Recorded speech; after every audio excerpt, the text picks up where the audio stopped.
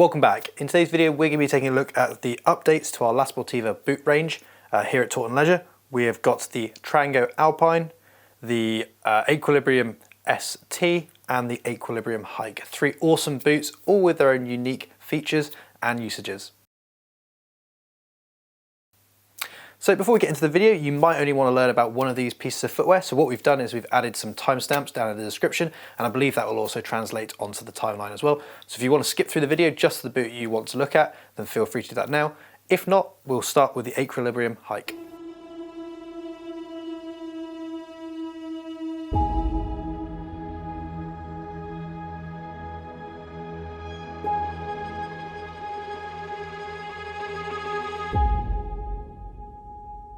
So to kick things off, we've got the Aequilibrium Hike, which is a really nice, versatile, agile and lightweight sort of multi-day hiking and trekking boot, as the name would probably suggest.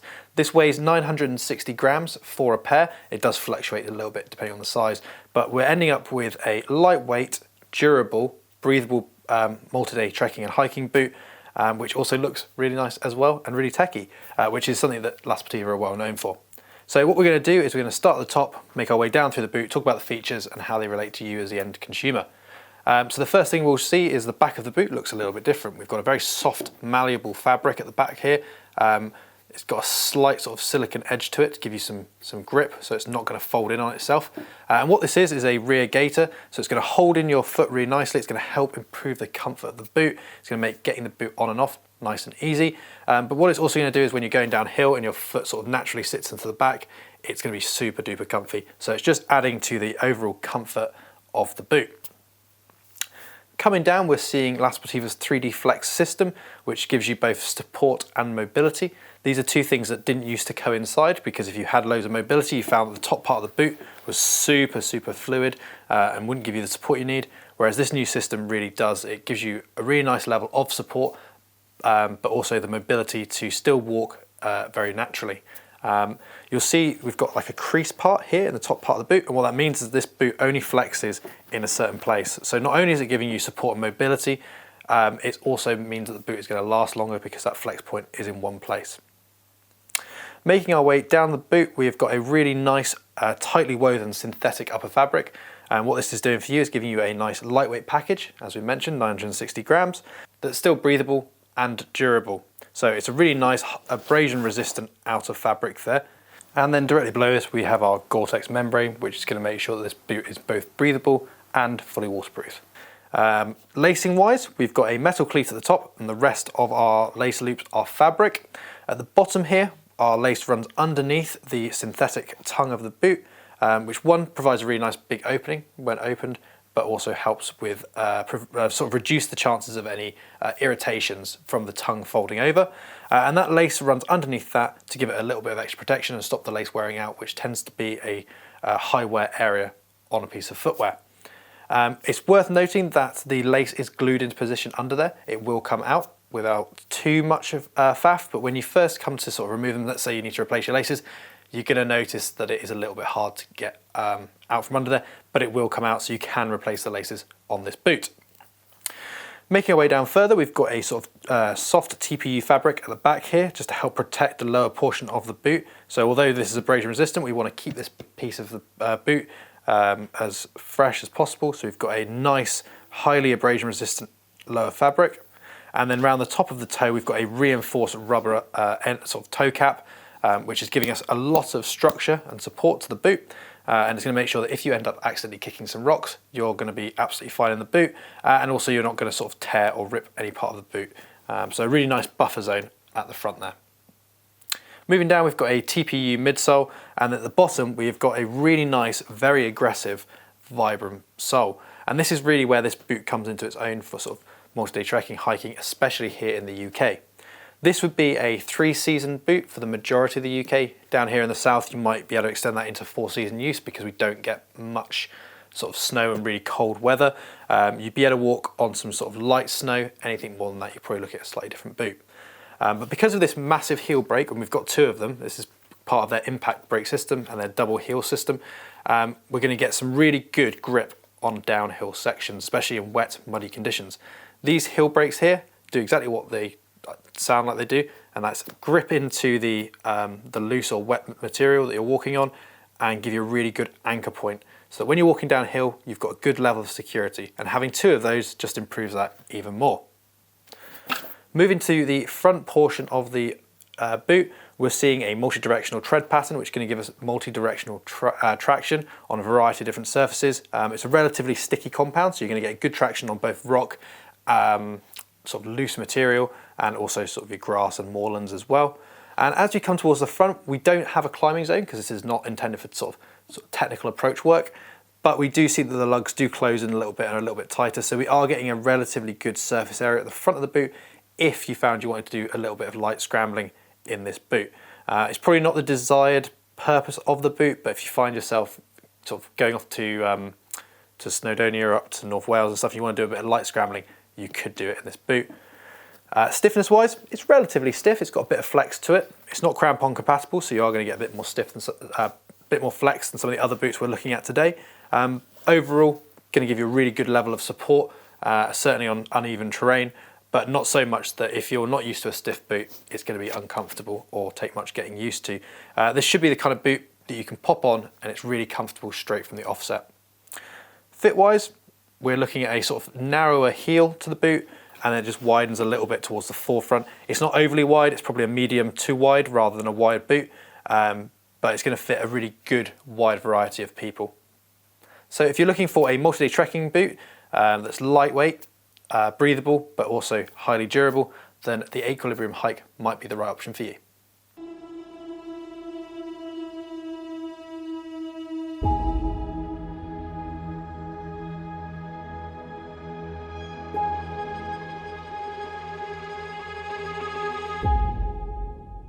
So next up we have the Aequilibrium ST, which is building upon what we've just looked at with the Hike, but it's now more orientated towards mountaineering and more technical terrain. So we're seeing a few feature changes that are going to orientate it more towards that, but some are also still the same.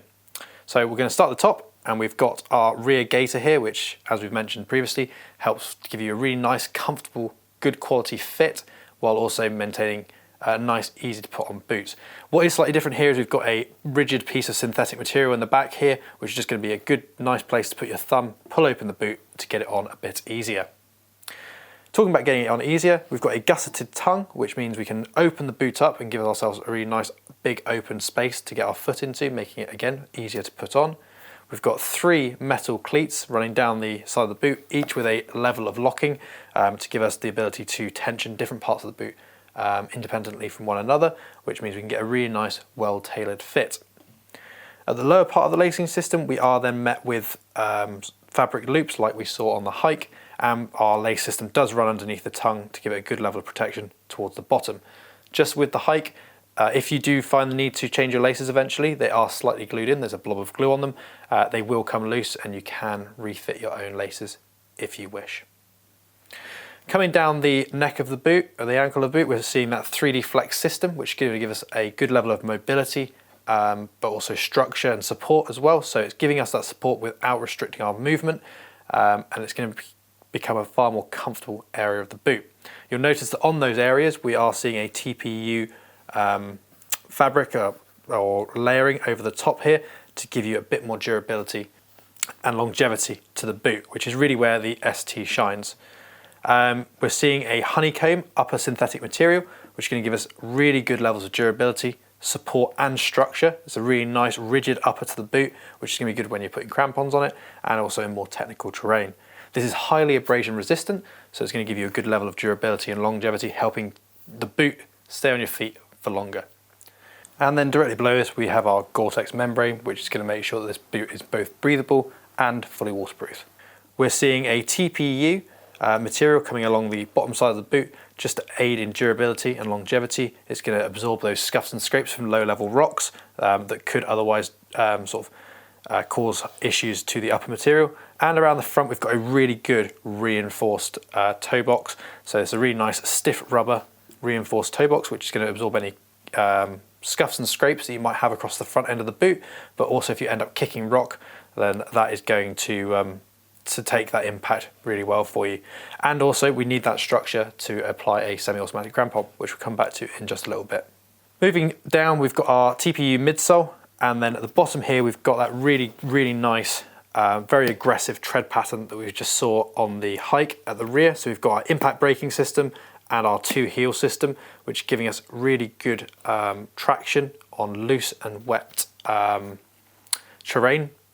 And as we mentioned, that heel brake digs into the mud or the dirt, the soil, and gives you a really good anchor point when going downhill, which is going to improve the traction of the piece of footwear overall. Moving down to the bottom of the boot, we're seeing a slightly different lug pattern. It's still a multi-directional tread, but we're seeing more surface area across the entirety of the sole unit. Obviously, if we're using this in more technical environments, rockier, we're going to want as much contact with the floor as possible to give us as much traction as possible. And then at the front here, we've got a complete climbing zone to give us as much purchase as possible if we're covering more technical terrain. This is taking the things we liked from the Aequilibrium Hike and putting them into a more technical package that can handle more technical terrain. So you're going to see this boot for rockier and more mountaineering conditions. So you could definitely do some good scrambles in this. It's got a good level of stiffness and structure to it, so it's a very stiff boot, and it is able to take a semi-automatic crampon.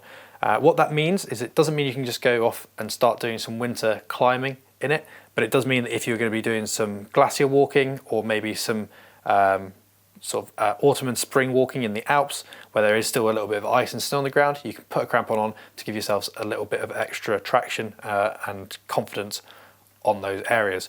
It doesn't make it a fully fledged winter boot just because it takes a crampon. That's a really important thing to remember. In terms of its usage, here in the south, in terms of seasons, you could use this all year round.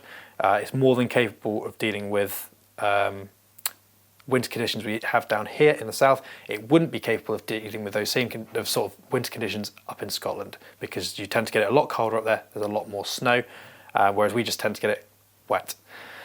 So yeah, realistically, if we're looking at a season for the boot, we'd say 3 season. It can be used in spring, summer and autumn. But down here in the south, there is potential to use it in the winter as well, just because we don't get it that cold and we're not dealing with sort of high levels of snow as well. So if you're looking for a really nice technical scrambling boot for more mountainous environments, and you're looking for something that's nice and lightweight, this is 1.2 kilograms for a pair in a size 42, but that's still highly durable, breathable, and has the option to take a crampon if you want to walk in slightly more challenging environments, or potentially you're going to be doing some time up in the Alps, then this is a really good option for you.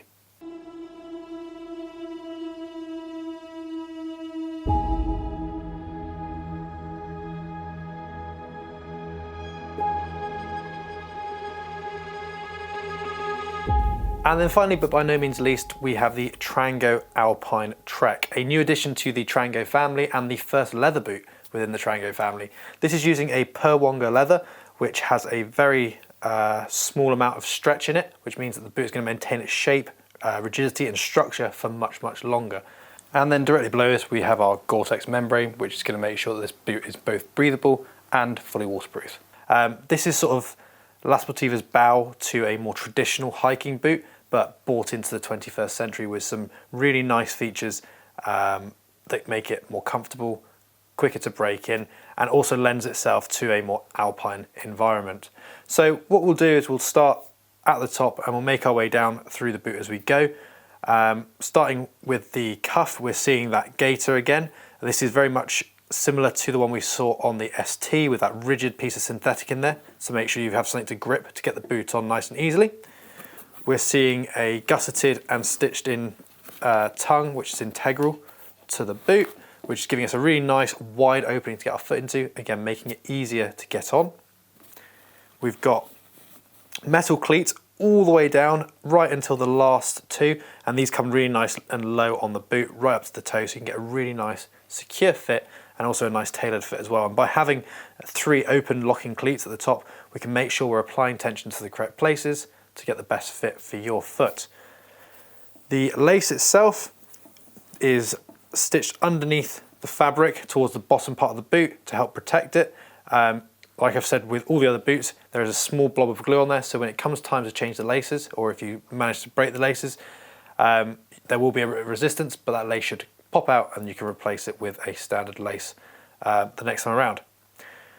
By going for leather, they've reduced the amount of stitching on the boot, which is obviously a failure point in some pieces of footwear. So we've only got stitches down the middle of the toe and up around the cuff of the ankle. There's no stitching on the flex point of the boot, which means it's going to last a lot longer and you're less likely to see some of that cracking that you see in other boots, or potentially a stitching failure like you see in some boots that run a stitch along the outside edge of the boot in that flex point. Coming back to the top, we've got our 3D Flex system just to make it super duper comfy. It's going to give you a good level of mobility and stability in one go, and it really helps focus that movement up in the cuff and the ankle support in one position, which is going to help prolong the life of the boot as well. Making our way down, we're seeing a nice high rubber rand and toe box. So this rubber rand is coming all the way around this side of the boot. It's reinforced up against the toe, and this is going to protect the upper leather to make sure the boot lasts as long as possible. This is a synthetic rand on the bottom, and then like I said, we've got that nice thick rubber toe to just give you a bit of protection in case you manage to kick some rocks or you're doing some scrambling and you want a bit of extra protection across your foot, but it also protects the leather upper as well. Making our way down, we're then met with a really nice sole unit that you can see is definitely dedicated to more alpine and technical use. So we're seeing a lot of surface area on the bottom of the tread, which means we're going to have lots of surface area when we're doing some maybe more challenging scrambles. We're still seeing our impact braking system, which still means it's going to be a good boot for UK use. And you'll still see we've got that heel brake at the back here. So what that's going to do, as we've described with the other boots, is dig in to loose mud and slippery terrain and act as a bit of an anchor so that when you're going downhill, you've got a really nice stable platform.